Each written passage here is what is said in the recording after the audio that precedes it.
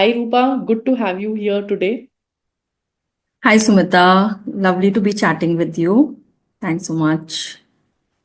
Roopa, as you know, we are going to discuss a very interesting topic, which I think is very close to both of us, women in sales.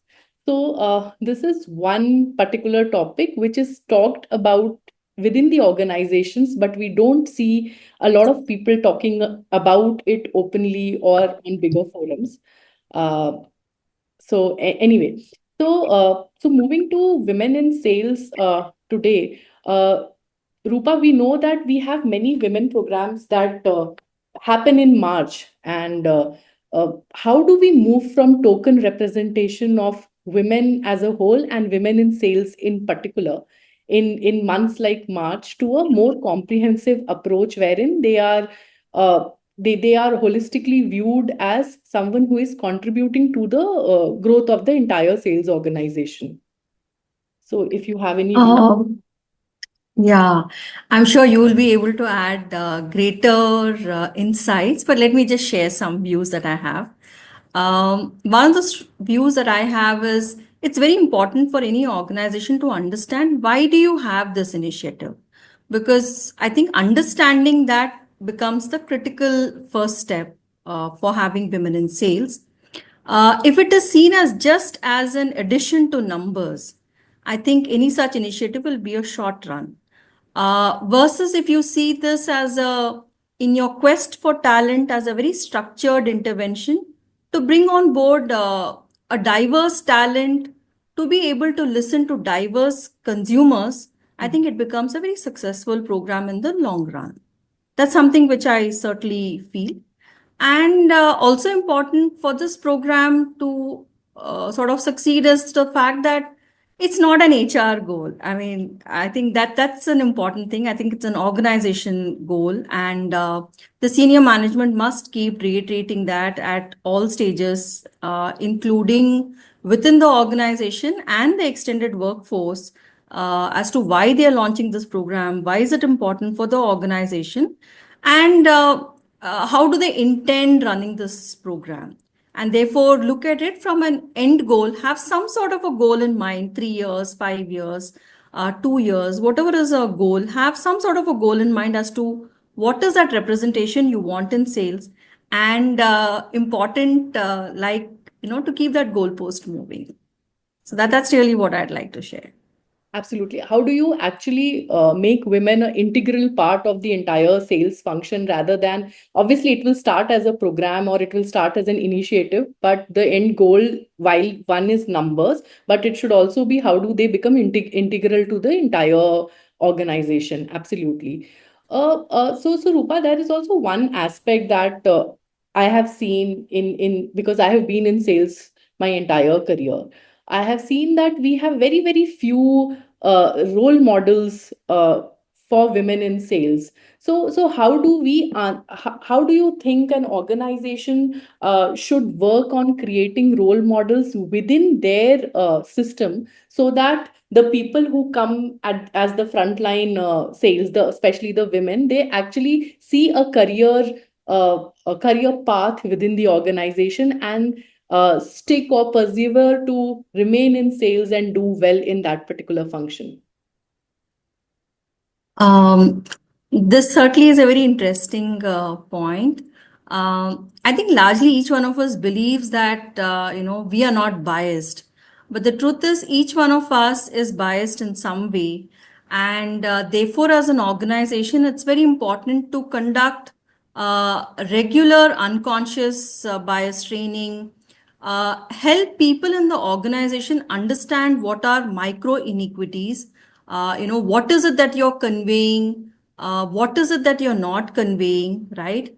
Help the leadership look at an inclusive leadership program, conduct workshops for people in hiring, in the hiring teams, you know, look at structured interviews so that your questions are aligned in a certain way. Probably look at even blind resume screening so that the focus is largely on skills and not on gender.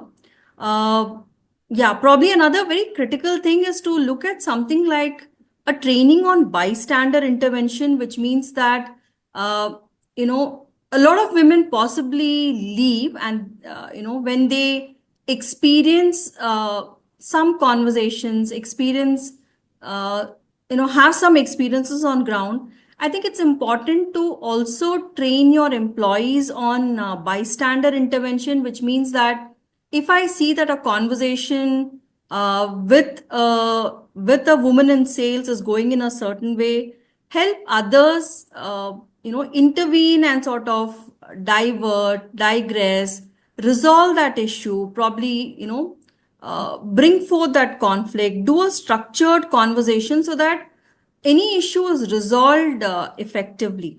I think that's a very critical one, which a lot of organizations miss out, and then women possibly tend to feel that this is not worth it, and then they eventually leave. So, Mhm. if an organization is really serious, along with other kinds of training, also look at a bystander intervention training. That is actually a very, very interesting way to look at it. And obviously, sensitizing the various stakeholders, as we have discussed otherwise as well, is very, very important. So, not only so obviously, because the HR will be the HR is the team that hires these people or the frontline sales in tandem with the sales function. While the HR may be aligned, but how do we sensitize the entire stakeholder that this particular person will be working with? That stakeholder group is very, very important.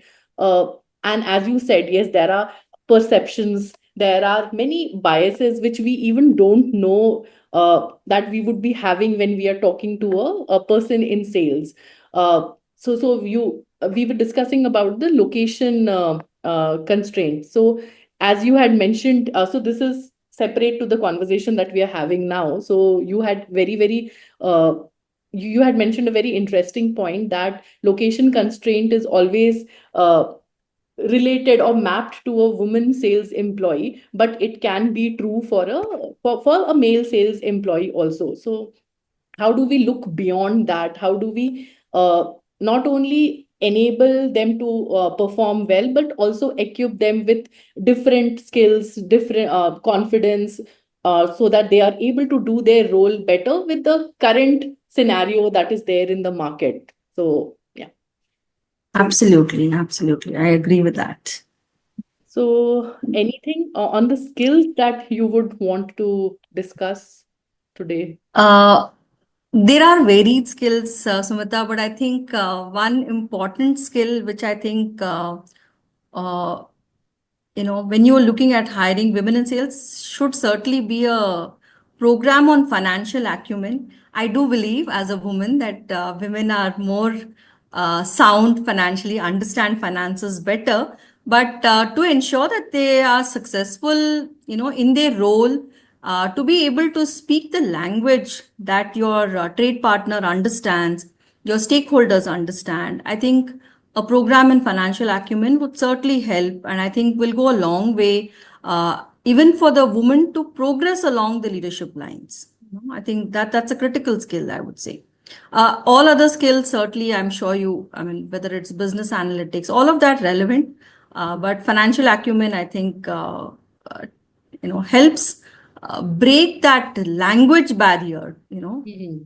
Uh, Yes, while both of us believe that the financial acumen may be there with the candidates that are doing these particular roles, but because of the entire environment that they are in, they may not have that confidence or to speak in front of a bunch of, say, 10, 20 other people who are there in the meeting. So yes, obviously developing one, obviously upskilling the financial acumen that they have, that is one, but also bringing in the confidence, the resilience to stand on your ground if you think that something you're saying is right. So yes, these kinds of skill building programs need to be done so that confidence is built in the women candidates and they actually do well on the ground. And as you said, uh, the women bring a different understanding to the overall number scenario, the target scene. How do you deal with your merchandisers? How do you deal with your salesmen? So that is something which can be utilized in a better manner to drive the numbers in that particular region. And if we support them at the frontline levels now, then maybe in the near future we see more role models in the sales functions in each organization.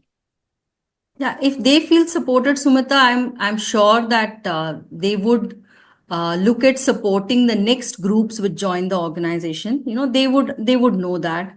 So I think what you do becomes a critical step to make to create these role models in the organization. Absolutely, absolutely.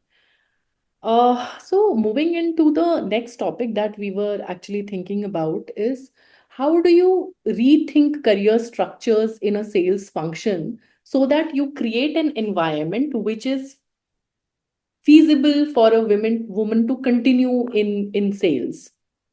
Will you have any thoughts on that? Yeah. So I know that organizations are of varied scales, but some little things which I can think of is, uh, if an organization is starting this for the first time and numbers permit, uh, look at possibly deploying them in pairs for the first time. They're not comfortable. You're creating an environment which makes them comfortable, right? I think at the first step. Um, I think additionally, what's very important, Sumita, is if they can have some, even if you don't have a role model in sales just now, have, anybody who's a role model in the sense, have any woman who's in a leadership program to, sort of be a role model for them, because it's important to have these conversations, not look at career for women only during appraisals, kya karna chahte ho kind of a thing. Enable these dialogues, create employee resource groups so that, people are able to speak about what do they want in terms of a career, right? I think it's important for an organization to not say कि हम पहले लेके आते हैं, let's just bring people and then tomorrow we'll figure out what do we need to do with them. I think Mhm. it's important for an organization to also create a reasonable career path, which means that at least for the next 5 years, you need to be able to show where do what roles do you want these women to sort of look at? Where do you see them growing? What sort of cross-functional training do you want to equip them with, right? And let's say for any reasons of personal need or any other life changing moment, and there is a need to look at something different, equip the person so that the person doesn't see that next role or an alternative role as just like a filler. You have women who are extremely passionate about sales, so help them with another role as an intervention. Do keep dialoguing with them whether they want to come back to sales, and you may just be amazed at the number of people who would say, hey, this was a short stint, I want to get back to sales because that's where my passion is. But I think more important is uh, to have some mentors, create a strong mentoring program, at the same time create also a reverse mentoring, hear what's happening on the ground, hear what they are sort of, what is it that they want to do, what are they looking at, what are some new things that you could look at. But structure, I mean, don't look at saying that, here are 12 months and I'll figure out what I'll do with them later. At least reasonably 5 years, I think very important. Give them support, help them, create an environment, look at your policies differently, uh, create equitable policy, which means that you're not distinguishing something so drastically for women, but helping them, something maybe a very subtle change which you need to bring in your policies, but do that because it helps your woman, a woman in sales stay for longer. I think that's going to benefit your organization in the long run.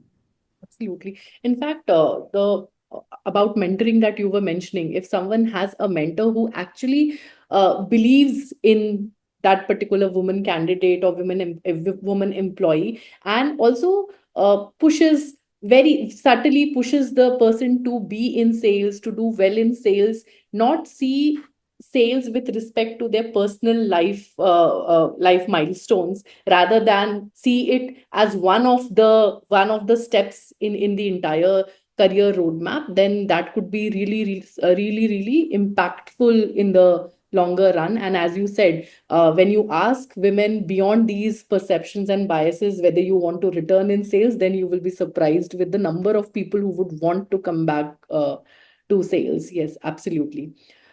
Thank you so much. Yeah. Sorry, you were adding something else. No, I'm saying that you are a very strong role model, Sumita. I think you've done absolutely splendid roles, been there, and I mean, I think organizations could also reach out to people like you, have you as a role model, till they build their own role models. And why not? I mean, you need to look beyond your organization also, if you're very serious about this program. So I think that's something which I was sort of saying. Thank you. Thank you so much. I'm humbled. Thank you. Thanks, Rupa. Thank you for taking time out and doing this with us. Thank you, Sumita. Thanks so much. Yeah.